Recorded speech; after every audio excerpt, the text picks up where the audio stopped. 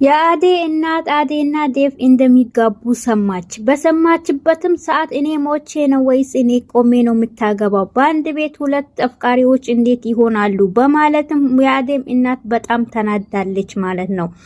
አሰላሙ አለይኩም ወራህመቱላሂ ወበረካቱ። ሰላም ጤና ይስጥልኝ። የተወደዳችሁ የተከበራችሁ የቻናሌ ቤተሰቦች ሰላም እዝነት ፍቅር አይለያችሁ እያልኩኝ ቤተሰቦቼ ቪዲዮን በላይክ ጀምሩት ማለት ነው።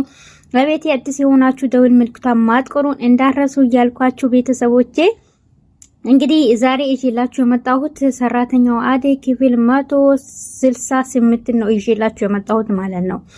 ሰራተኛ አዴ እንግዲህ እናቷ ሰምታለች ማለት ነው።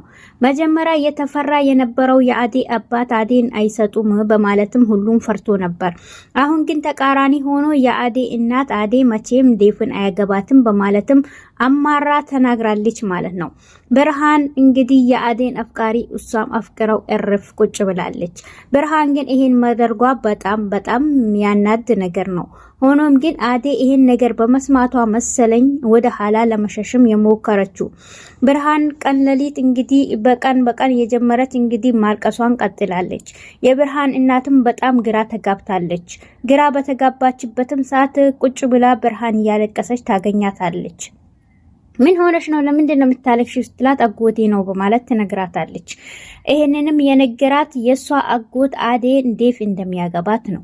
በዛን ሰዓት በሰማች ሰዓት መታ ተማራ ታለቅሳለች። ለምንድን ነው ስታለቅሺ ብላ ስጠይቅ ይሄ ነው ብላ ስለነገረቻት በአንቺ አረፍ ብለሽ ቁጭ በይ እኔ ደርሼ የመጣው በማለትም የአዴ እናት ሄዳ የሷን አጎታን ታወራለች። የአዴን አጎት በዛን ሰዓትም እሱም ምን ብለሃን ነው ልጄን እንደዚህ የምታስለቅሳት በማለትም ተቆጥታ ያባታቸው አልበቃ ሲል አንተም መጣ ሆይ በማለትም ተቆጥታ ታወራለች።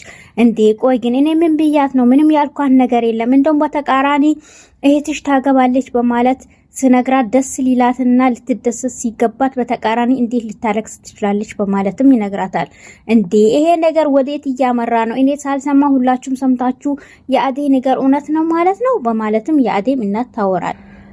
እና ምንድነው ሲል ነገሩ አዴ ልታገባ የአዴ የምታገባው ሰው ደግሞ ማን ነው በማለት አንድ ጊዜ እንደውም የዳይመንድ ጓደኛ ነው እዚህም መጥቶ ነበር እና ደግሞ እሱ ነው ልጁን ባልሳሳተም በማለት ስሟን ይነግራታል።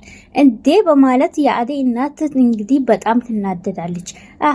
በአንድ ቤት ሁለት እህታማሞች አንድ ወንድ ተፈቀሩ። አራ እኔ ሞቼ ቀርቼ ነው። አራ ጉድፈላ እኔን ልቀቁኝ ያዙኝ በማለትም ተናዳም እሷን ወደ ቤት ትመለሳለች።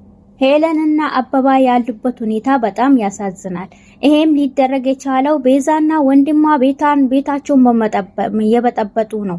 እሱም ሆኖ የቤዛ ወንድም ወደ ቤት በመግባት አበባ በሌለበት ሰዓት ሁለቱም አብሮ ቁጭ ብሎ ነበር። ነገር ግን ሄለን የምታውቀው ነገር ምንም ነገር የለም። እሱ ግን ሆነ ብሎ ተንኮል እየፈለገ ነው የሚሄደው።